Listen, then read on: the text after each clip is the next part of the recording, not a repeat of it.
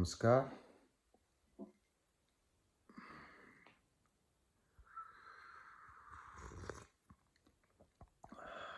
आज 10 दिन से बहुत ज़्यादा हो गए हैं मेरे पिछले वीडियो से, और उर्मिला का मैसेज आया है कि वो प्रॉपर्टी के बारे में बात नहीं करना चाहती। और इसका मतलब ये है कि जो मैंने फैसला लिया था कि मुझे कुछ नहीं चाहिए प्रॉपर्टी में, मैं उस फैसले पे अभी भी टिका हुआ हूँ और वही मेरा फैसला है।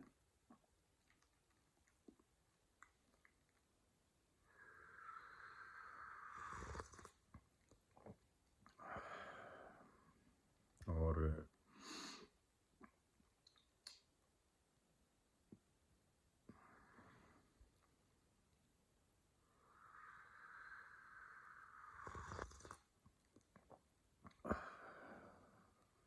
मुझे पता है कि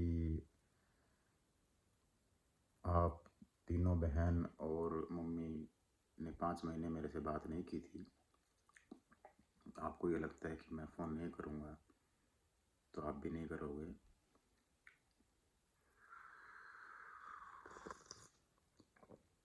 तो मैं स्पष्ट कर देना चाहता हूँ कि मैं फ़ोन नहीं करूँगा, क्योंकि मेरे हिसाब से कोई भी रिश्ता हो वो दोनों तरफ से चलता है।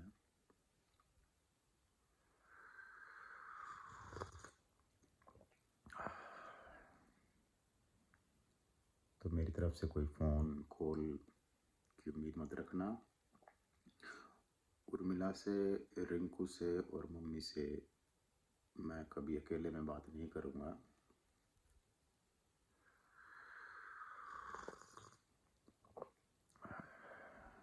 क्योंकि मेरा ये एक्सपीरियंस रहा है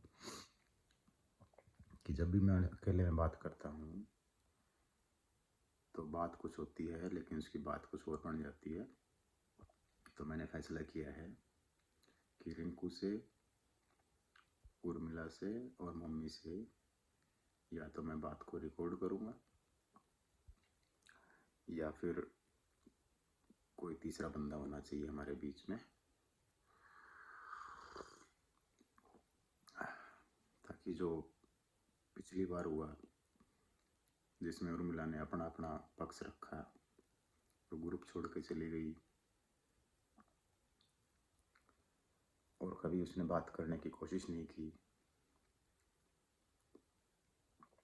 तो वैसा फिर भी हो सकता है। इसलिए बिना रिकॉर्डिंग के मैं कभी बात नहीं करूँगा। हाँ, सोनिया कर सकती है मुझे कभी भी, सोनिया से मुझे बात करने में कोई डर नहीं है।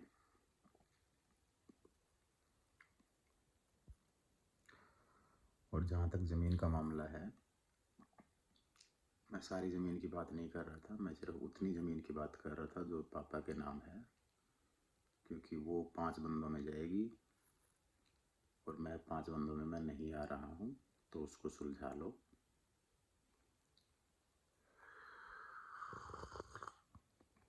पापा के नाम सिर्फ खेत की ज़मीन है और पुराना मकान है। नया मकान और नए 2 प्लाट मम्मी के नाम है, उसको छेड़ने की ज़रूरत नहीं है। तो जो पापा के नाम है उसको आप तीनों बहनों में से कोई उतरवा लो, उनके रहते रहते।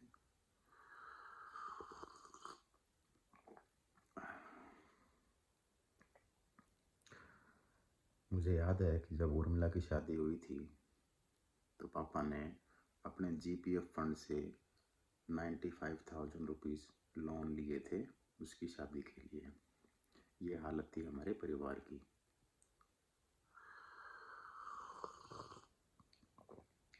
लेकिन उसके बाद जब सोनिया की शादी हुई या रिंकू की शादी हुई, ऐसी हालत नहीं हुई, क्योंकि मैं कमाने लग गया था। तो मैंने सहारा लगाया है, और उसी प्रकार से जो ज़मीन, प्रॉपर्टी, प्लाट हैं उसमें भी मैंने सहारा लगाया है। तो अगर आप और मम्मी ये फैसला लेती हैं कि वो अपने कब्जे में रखेंगी तो मुझे कोई दुख नहीं है। वो तो ऐसा कर सकती है। मैंने पहले भी कमाया है, अभी भी कमा लूँगा, आगे भी कमा लूँगा, कोई डर नहीं है। हाँ, लेकिन आप तीनों बहनों से ये गुजारिश है कि जब भी मम्मी आपको लाखों में रुपए दें, उन्होंने दिए हैं पहले भी, लेकिन आगे से कभी दें तो लेने से मना कर देना और मम्मी को ये बोलना आप अपने पास रखो, और जब आखिरी वक्त आएगा तब आप तीनों बहनें बांट लेना। लेकिन उससे पहले ये कभी रिटायरमेंट पे, कभी प्लाट के सेल पे जो लाख लाख रुपए आप ले लेते हो, वो लेना बंद करो। और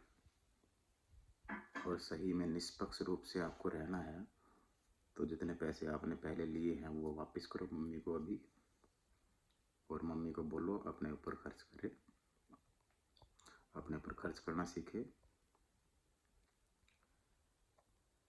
ये अच्छी बात नहीं है कि बहनों बहनों को दे देती है और बाकी जो बच गया वो सोचती है कि बेटे का है, वो लेकिन जब बेटा मांगे तो अपने कब्जे में रखती है। तो ये मुझे पसंद नहीं है।